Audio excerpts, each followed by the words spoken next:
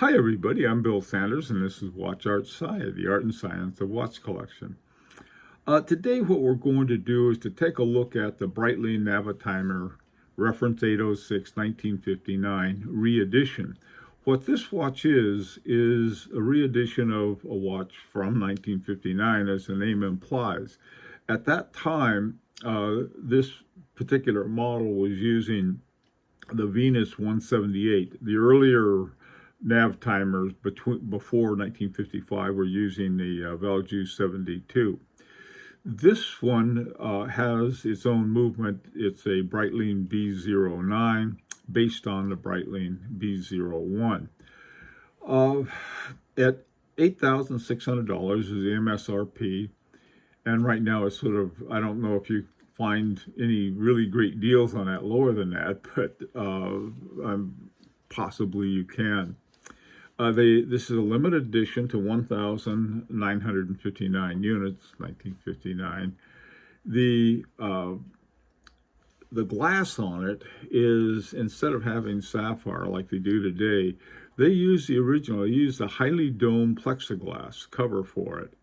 And other than the movement and the super luminova, I think everything else, at least on the way it was designed and everything, is pretty much the same as it was in '59. This was the first watch to go into space, at least the American space program. In 1962, Scott Carpenter wore one when he went up into space with it. Now, in looking at more of it, a friend of mine has one, and what he did, he got this thick leather, it was called a combat strap, from a band maker, and I thought, look, this looks very, very cool. The dial was influenced heavily by the circular flight computers. I don't know if they still have them. When I used to fly, we had these, it was like a circular slide rule, and we'd figure out the airspeed, the ground speed, all of the kinds of things you need to find out about so you don't run out of gas or get lost. This one, you can see the beaded bezel on it, and that's a very interesting looking bezel. Instead of having the little coin things, they have the little beads around it. And it is a bidirectional slide rule, which I think would be a very cool thing to have. In looking at the movement itself, it's a very robust movement. This movement I like. It came from Breitling's, and they have a base movement for a chronograph, an automatic chronograph called the B01. And what the B09 is, in a lot of respects, is a B01 without the rotor. And it's hand wound, which I prefer a great deal. And with 70 hours, I mean, that's like about close to 3 days. And so, you wind it up Monday morning, and then before you go to bed on Wednesday, it's good for the rest of the week, if you wear it to work, of course.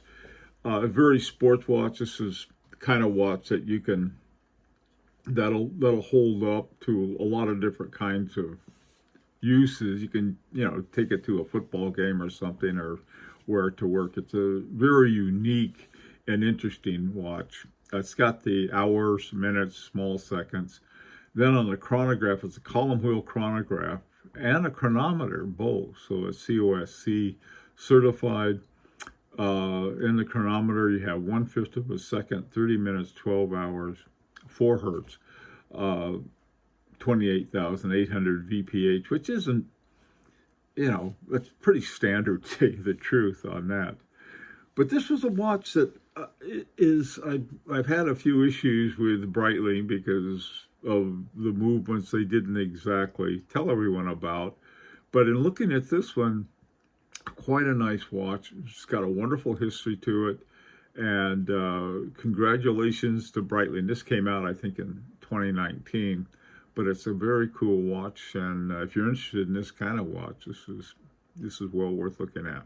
Let me know what you think, and until next time, this is Bill Sanders for Watch Art Sci, the art and science of watch collection. And this is an invitation to subscribe if you'd like. Take care.